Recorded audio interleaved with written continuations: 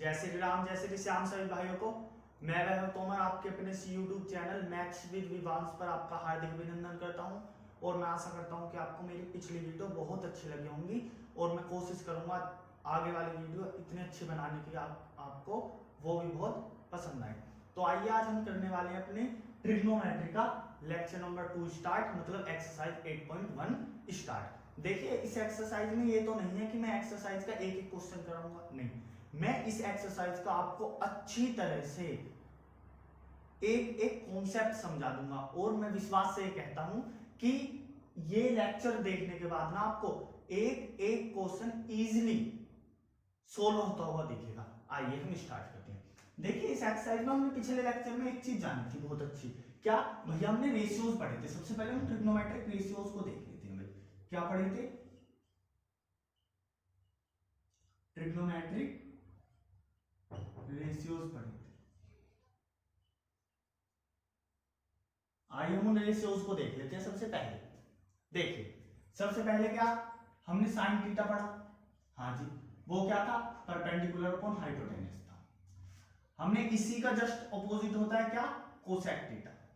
हमने वो पढ़ा, वो क्या था? Hypotenuse upon perpendicular. हमने कोस थीटा पढ़ा, वो क्या था भाई? बेस अपॉन हाइपोटेनस था। हमने जस्ट कोस थीटा का अपोजिट पढ़ा, सेक थीटा, वो क्या था भाई? हाइपोटेनस अपॉन बेस था। हमने फिर टेन थीटा पढ़ा, टेन थीटा क्या था? परपेंडिकुलर अपॉन बेस था। हमने फिर इसका जस्ट टेन थीटा का जस्ट अपोजिट पढ़ा क्या? कोट थीटा, वो क्या था? बेस अपॉन परपेंडिकुलर था। हाँ जी, तो हमने इजीली अच्छी तरह से पढ़ लिया था। अब देखिए इसी के बेस पर, इन्हीं रेशियोज के बेस पर कुछ क्वेश्चन सोल्व करते हैं हम। कैसे? आइए देखिए, सबसे पहले हमें वो इजीली एक क्वेश्चन देगा। क्या देगा? बोलेगा भाई हमारे पास टेन थीटा की वैल्यू है 3/4। टेन थीटा में गिवन है 3/4, ठीक। और या फिर टेन थीटा नहीं, वो बोल देगा हमसे, थोड़ा सा वो कंफ्यूज करने के लिए, टेन ए की वैल्यू 3/4 और वो बोलेगा हमसे फाइंड अदर ट्रिगोनोमेट्रिक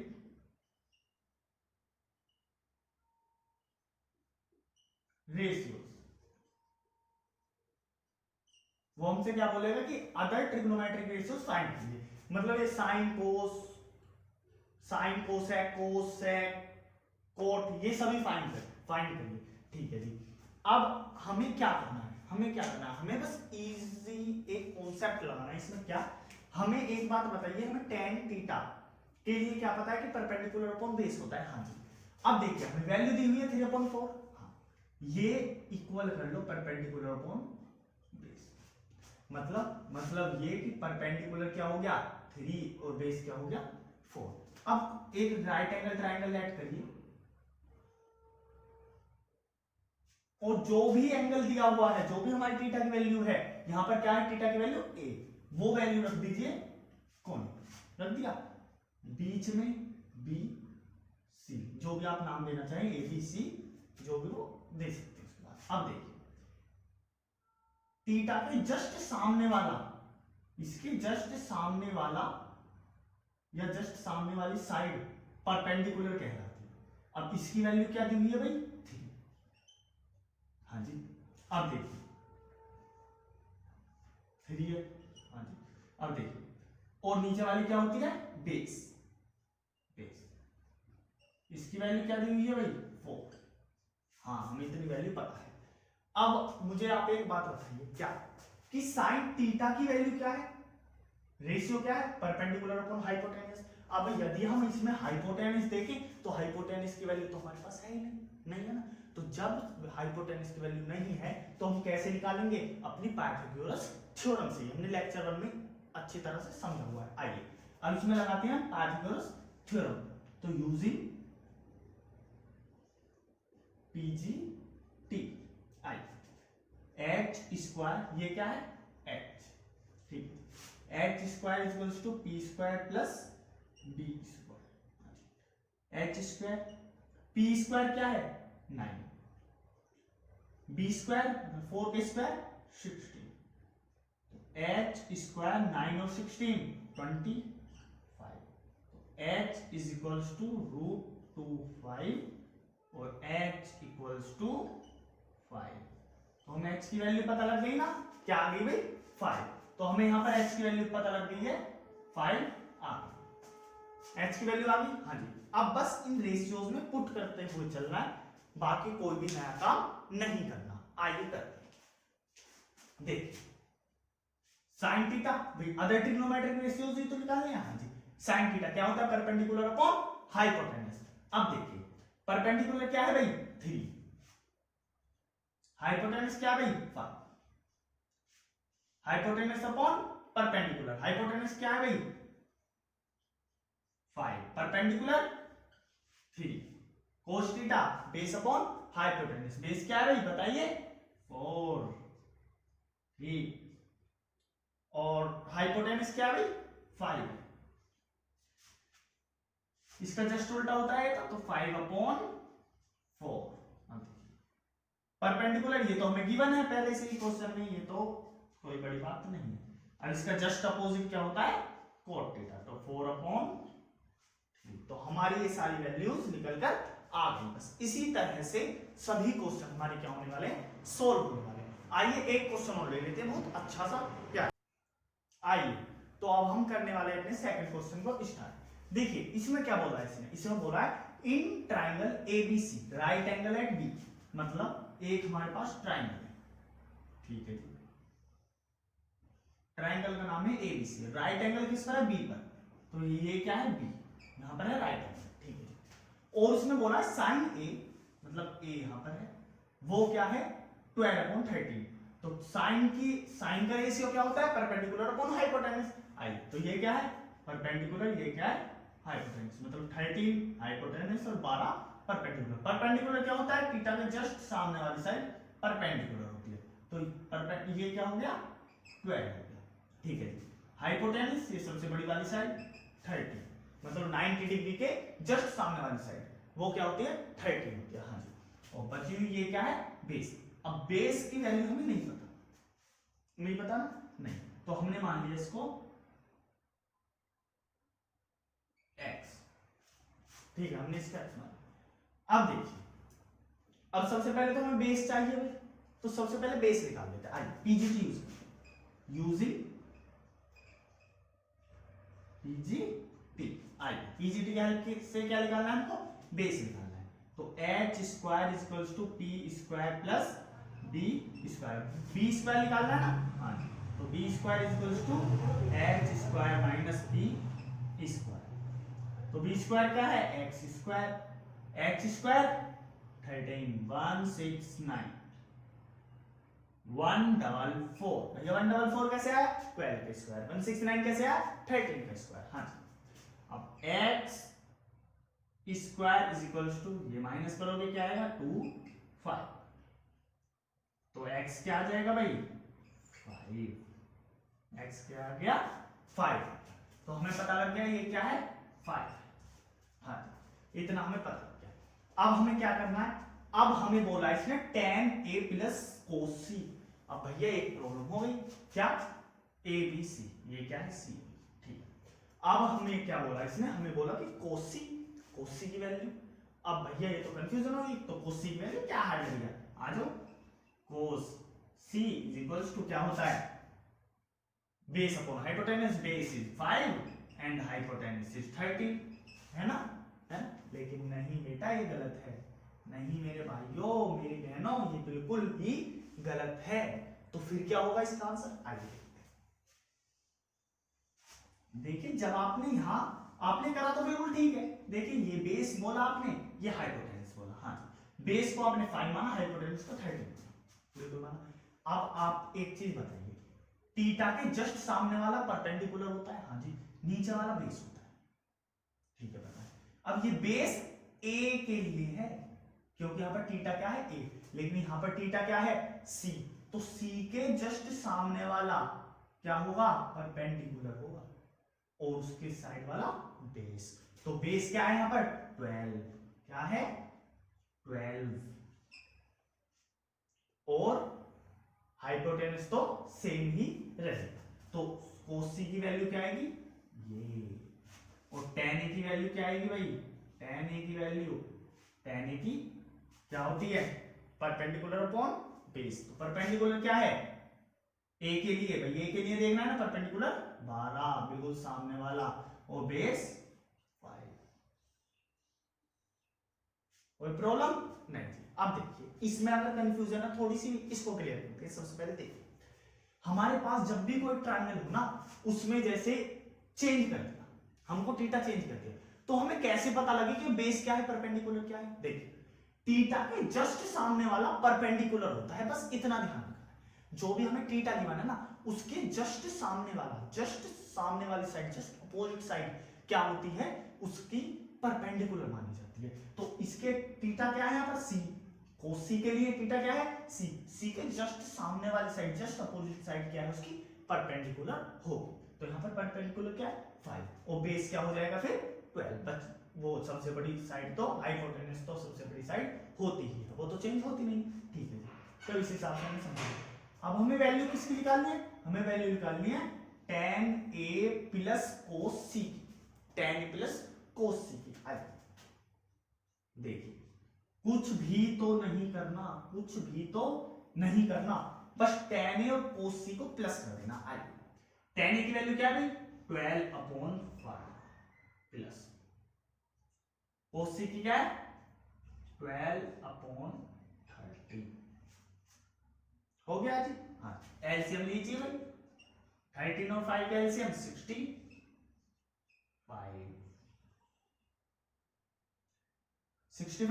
और देखिए 5 से 65 डिवाइड करेंगे 13, 13 की 12 में मल्टीप्लाई करेंगे तो क्या आएगा भाई 156, और इसमें क्या प्लस करना है 13 5 जा 65, 5 12 जा मतलब 12 5 जा 60। अब भाई इसको हम इधर लिखने वाले हैं तो थोड़ा समझने की कोशिश करिएगा, क्योंकि जगह नहीं है साइड में, तो हम इधर लिख रहे हैं, कंफ्यूज होने वाली कोई भी बड़ी बात है नहीं। देखिए सबसे पहले हमने इसका एलसीएम लिया 65 है क्या, 5 से 65 को डिवाइड करें 13, 13 की 12 में मल्टीप्लाई करेंगे 156, 13 की 12 में मल्टीप्लाई करेंगे 156, और 13 से 65 को डिवाइड करा 5, तो 5 की 12 में मल्टीप्लाई करेंगे 16, अब में जोड़ते 6 1 2 अपॉन 65, यही क्या हो गया हमारा आंसर हो गया। बस यही था, बाकी कुछ नहीं। इतने अच्छी तरह से क्या करना है, इसको सोल्व करना है इतने सिंपल मेथड से, बाकी कुछ भी नया नहीं है। आइए बस एक क्वेश्चन और देख लेते हैं, थोड़ा सा हार्ड तो नहीं है, बस यही है सिंपल, बस थोड़ा सा वो लेंथी क्वेश्चन होने वाला है। आइए तो आइए देखते हैं हम ये क्वेश्चन और लास्ट, बस ये सबसे बोल सकते हैं कि थोड़ा हार्ड पड़ता है, लेकिन थोड़ा लेंथी क्वेश्चन है, हार्ड वर्ड कुछ नहीं है। आइए हम इसको देखते हैं, बिल्कुल बोल सेम है। इन ट्राइंगल एबीसी क्या है, राइट एंगल किस पर है बी पर है। सबसे पहले हम ट्राइंगल बना लेते हैं, ठीक है जी, हमने ट्राइंगल बनाया एबीसी, थीटा कहां पर है ए पर, ए पर, बी किस पर है राइट एंगल, बचा हुआ सी। एबीसी ट्राइंगल में क्या है साइन ए 4/5 है। अब मुझे एक बात बता, ये साइन थीटा क्या होता था भैया, परपेंडिकुलर अपॉन हाइपोटेनस होता था। आई होप कि आपने ये याद कर लिए होंगे रेशियो बहुत अच्छी तरीके से, क्योंकि बार बार ऐसे देखोगे कहीं से कि P B P H H B तो कंफ्यूज होगे, तो मेरे हिसाब से याद कर लो तो ज्यादा अच्छा रहेगा। एग्जाम में इतना टाइम नहीं रहता कि हम ये सोचे क्या है, तो जल्दी से याद होगा ज्यादा अच्छा रहेगा। देखिए तो यहाँ पर परपेंडिकुलर की वैल्यू 4, हाइपोटेनस की 5। आइए तो परपेंडिकुलर क्या होता है अभी बताया था मैंने, एंगल के जस्ट सामने वाला, तो ये क्या हो गया 4, हाइपोटेनस इज 5। ठीक है, अब हमें क्या चाहिए बेस चाहिए सबसे। आइए पीजीटी यूज करते हैं, यूजिंग पीजीटी। हाँ आइए क्या हुआ h square equals to P square plus B, तो बी स्क्वायर निकालना है हमको, हाँ जी, तो H square minus P square, तो B square equals to H square 5 5 जा 25 माइनस पी स्क्वायर 4 4 जा 16। देखिए बी स्क्वायर इक्वल्स टू 9 और बी इक्वल्स टू 3, क्योंकि हमें पता है बी किसका स्क्वायर है, 9 किसका स्क्वायर है, 3 का। हाँ जी, इतना पता लगे। तो इसकी वैल्यू क्या आ गई, 3 हमने फाइंड कर लिया। अब देखिए, अब क्या करना है, हमें इसको सोल्व करना है, कुछ नहीं करना, बस साथ के साथ वैल्यू पुट करते चलना है, मेरे साथ के साथ, बस साथ के साथ मुझको ऑपरेट करना है, थोड़ा सा देखना बस क्या करना है। देखो आप मुझे एक बात बताएंगे, अब आप बोलोगे भैया इसमें क्या इतनी सारी वैल्यू रखी, नहीं बिल्कुल नहीं रखी। एक सीधा सा कॉन्सेप्ट लगाना है, बहुत सिंपल सा। क्या आप मुझे एक बात बताइए, जब आप छोटे से बच्चे थे, हाँ जी, तो आपने फॉर्मूला पढ़ा था ए प्लस बी, ए माइनस बी, ये आइडेंटिटी थी। इसको क्या करते थे, इसको बोलते थे हम कि ये हो जाता है ए स्क्वायर माइनस बी स्क्वायर। ये आइडेंटिटी पढ़ी थी, हाँ जी पढ़ी थी। अब मुझे एक बात बताइए, यहाँ पर ए तो 1 है, हाँ जी, बी क्या है, साइन है, ए क्या है 1 है, बी क्या है साइन। तो इसको मैं ऐसे भी तो लिख सकता हूं, पूरे को कैसे भैया, इसको मैं ऐसे लिख सकता हूं कि 1 माइनस साइन स्क्वायर ए, मतलब 1 square A upon 1 square A minus 1 square minus sine square A, sorry 1 square minus sine square A. हाँ जी, अब यहां देखिए, इसके लिए ए क्या है 1 है, बी क्या है कोस है, ए क्या है 1 है, बी क्या है कोस है। हाँ जी, अब देखिए, तो 1 स्क्वायर माइनस कोस स्क्वायर ए लिख सकता हूं, कोई प्रॉब्लम तो नहीं है भाई, नहीं है ना। हाँ जी, अब देखिए एक बार और देख लीजिए, कंफ्यूज हो, बिल्कुल भी कंफ्यूज नहीं होना, माइंड फ्री करो, सबसे पहले माइंड फ्री करो, सुनो, कंफ्यूज नहीं होना, माइंड फ्री करो, रिलैक्स। देखो ए क्या है 1 है, बी क्या है साइन, ठीक है, ए क्या है 1 है, बी क्या है साइन, एक बार प्लस है एक बार माइनस है। हाँ जी, फॉर्मूला क्या बनेगा, ए स्क्वायर माइनस बी स्क्वायर, मतलब 1 स्क्वायर माइनस साइन स्क्वायर, ठीक है जी। नीचे वाले के लिए देखिए, 1 क्या है ए है, कोस ए क्या है बी है, एक बार प्लस एक बार प्लस एक बार माइनस। हाँ जी, फॉर्मूला क्या बनेगा, ए स्क्वायर माइनस बी स्क्वायर, ठीक है। अब देखिए, अब मैं सब मिटा दूं आइडेंटिटी को, इसकी तो कोई जरूरत नहीं है भाई, हमने यूज करी। हाँ जी, अब देखिए, अब इसको ले लीजिए, लिया 1 स्क्वायर माइनस साइन स्क्वायर ए, 1 स्क्वायर माइनस कोस स्क्वायर। अब मैं आपको एक बात बताता हूं, जब आप नेक्स्ट एक्सरसाइज पढ़ोगे ना, तो आपको एक फॉर्मूला पढ़ने के लिए मिलेगा, क्या, उसको अभी सीख लीजिए, ज्यादा बड़ा फॉर्मूला नहीं, बहुत छोटा सा फॉर्मूला है, आइए वो देखते हैं। देखिए, हमें एक फॉर्मूला पढ़ने के लिए मिलता है, क्या, कि कोस स्क्वायर ए प्लस साइन स्क्वायर ए की जगह थीटा, मतलब कोई भी थीटा, हाँ जी, इक्वल टू होता है 1 की, अगर हम इन्हें जोड़ेंगे तो 1 के इक्वल होगा, ठीक है जी, ये ठीक। अब मुझे एक बात बताइए, यदि मैं यहां से कोस स्क्वायर ए की वैल्यू निकालने लगूं तो क्या आएगा, 1 माइनस साइन स्क्वायर ए तो आएगा भाई, हाँ जी आएगा, सही है, पहला पॉइंट तो ये होगा। और दूसरा, यदि मैं यहां से साइन स्क्वायर ए की वैल्यू निकालने लगूं तो 1 माइनस कोस स्क्वायर ए आएगा।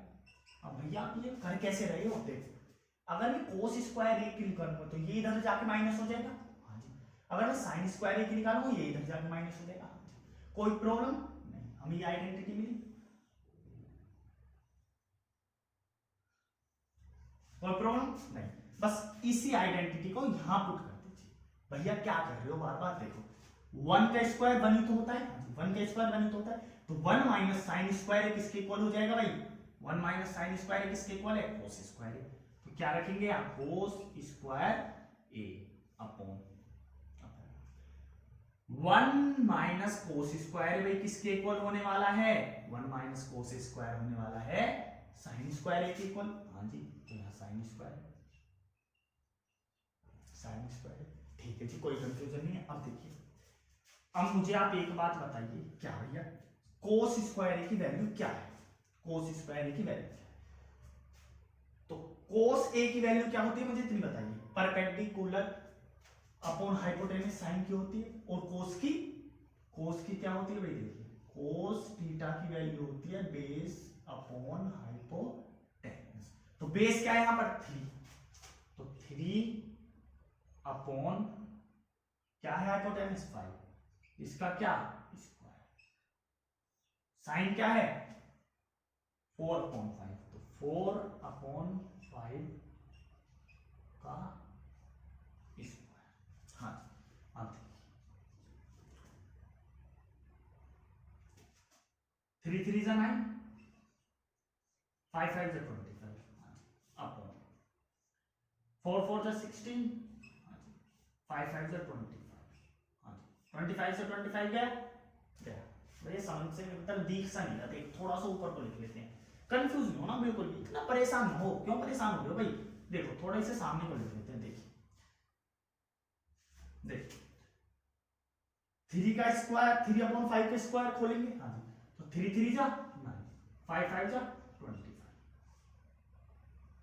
इसका खोलेंगे 4 4 जा 16, 5 5 जा 25, इन दोनों की मल्टीप्लाई आपस में, इन दोनों की आपस में, तो ये दोनों तो कट जाएंगे, कट गए, तो क्या आ गया 9/16। तो यही क्या हो गया हमारा आंसर हो गया। बस इस तरह से सभी क्वेश्चंस होंगे। अब विश्वास मानिए अगर यही कॉन्सेप्ट फॉलो करा ना सब में यही कॉन्सेप्ट फॉलो करा तो एक्सरसाइज कंप्लीटली सोल्व हो जाएगी। अगर आपको कोई डाउट हो तो आप मुझे कमेंट करें कि भाई ये क्वेश्चन इस मेथड से नहीं हो पा रहा, ऐसे नहीं हो पा रहा, बस थोड़ा सा माइंड लगाने की जरूरत है। ऐसा नहीं बिल्कुल सेम ऐसे ही होंगे, बस थोड़ा सा माइंड लगाओ ना, बिल्कुल इजीली सोल्व हो जाएंगे। मेरा ये पूर्ण विश्वास है, मेरे पूरा एक्सपीरियंस है मुझे कि भाई इस तरीके से सोल्व हो जाएंगे। तो धन्यवाद, मुझे बहुत अच्छा लगा कि आप मेरी वीडियो देख रहे हैं, आप जैसा मुझे सपोर्ट कर रहे हैं। बस आप यही कॉन्सेप्ट फॉलो करिएगा, सारी एक्सरसाइज होंगी, विश्वास मानिए।